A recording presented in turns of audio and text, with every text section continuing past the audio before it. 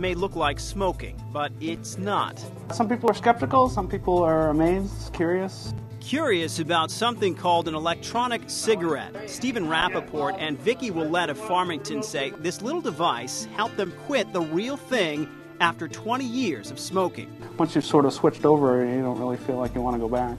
For the past 12 months, they've been vaping, as it's called, on these devices. For about $8 a week, the couple says they can get a nicotine fix without the harmful side effects of a lit cigarette.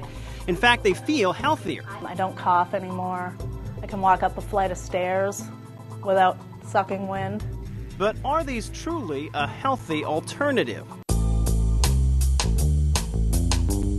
For about 3 years now, electronic cigarettes have been popping up online and in local stores, many shipped in from overseas. Even though they can cost over $100, smokers say in the long run they save money and don't have the risks of smoke and tar.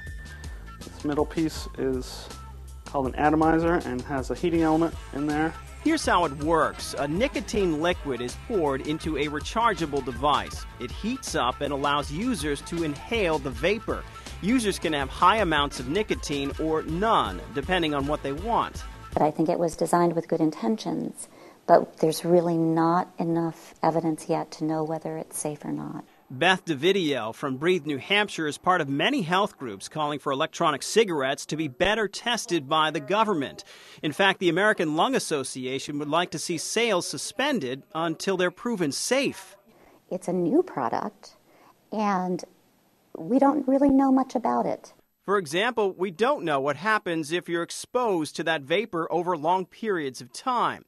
E-cig representatives we spoke with say generally the liquids contain only water, nicotine, flavoring, and something called propylene glycol, which can be found in anything from food to antifreeze. And yes, that mist can contain vaporized forms of the ingredients. For a non-smoker like me, it was easy to smell it. I didn't notice. It does have a little bit of a smell, but it's like a sweet smell. While makers and advocates like the Tobacco Vapor Electronic Cigarette Association can't say for certain the vapor is safe, industry tests have shown no red flags. We at InLife, we have over 70,000 units on the market, and I have never had a single person claim to us that they've been harmed by the product. But questions linger, mainly because when the FDA did their own tests, they found known carcinogens and toxic chemicals which users could potentially be exposed. Tom says those tests were flawed and only trace amounts were found. But even one maker we spoke with could only confirm their product was less harmful than the effects of burning tobacco. More testing was needed.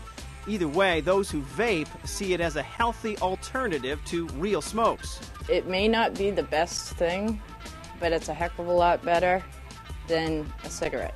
Many, like Meg Doucette of Nashua, used an e-cig to quit. It lasted a month. I wasn't smoking, it had no nicotine in it. I wasn't getting the bad stuff. She admits without the determination and easy access to refills, she quickly went back to the real thing. In fact, critics fear e-cigarettes could be a gateway to more smoking. Youth may become addicted to the nicotine that they're using in the e-cigarette, no longer be able to afford the cartridges, and then switch to other tobacco products.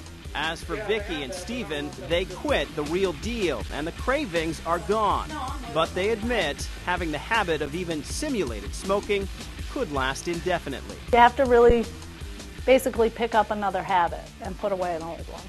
And that's what I call it. I said, you know, it's like having a cigarette habit without the cigarettes. Don't expect these devices to be advertised as a way to stop smoking. Legally, they can't. After a recent court ruling, e-cigs will now be regulated under the FDA, but as just another tobacco product, not a medical device like the patch or nicotine gum, which require extensive tests to be approved. I'm Sean McDonald, WMUR.